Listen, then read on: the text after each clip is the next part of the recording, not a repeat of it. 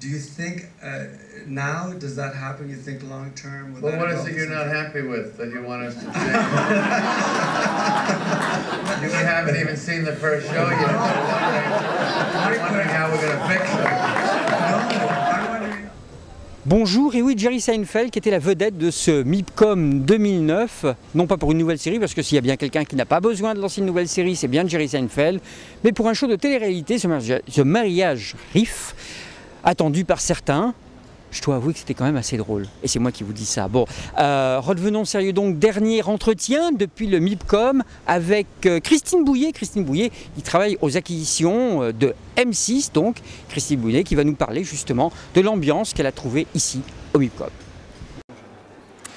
Alors déjà, la bonne nouvelle, c'est que la période de glaciation, en termes de créativité et de nouveaux programmes, est bien révolue, et on peut dire que même si la crise n'est certainement pas terminée, en tout cas c'est derrière nous les MIP un peu tristounes, où on voit bien qu'il n'y a pas vraiment de nouveaux programmes et que les gens n'ont pas d'argent et qu'il n'y a pas vraiment beaucoup de nouveautés.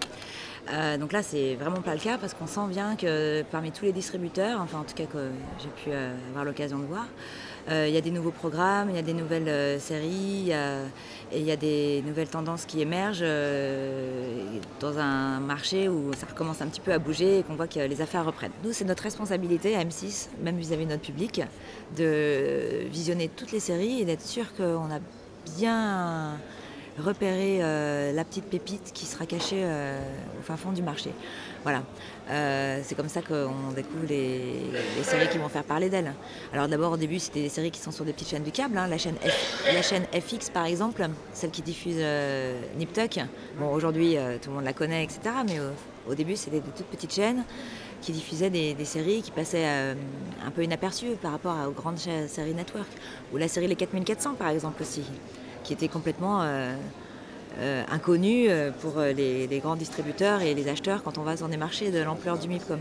Là, c'est la programmatrice qui parle aussi, mais quand on a une grille à alimenter en série sur M6, on sait qu'on a des grosses séries de prime qui doivent plaire à un large public, qui sont faciles à regarder par toute la famille, qui sont pas trop violentes et qui vont être un élément identifiant très fort pour M6. Donc c'est NCIS, et NCIS c'est très bien pour M6 parce que certes c'est de la très bonne série policière, donc comme il y en a chez nous et sur d'autres chaînes, mais surtout ce qu'elle a en plus et qui fait son succès indéniablement, c'est l'humour.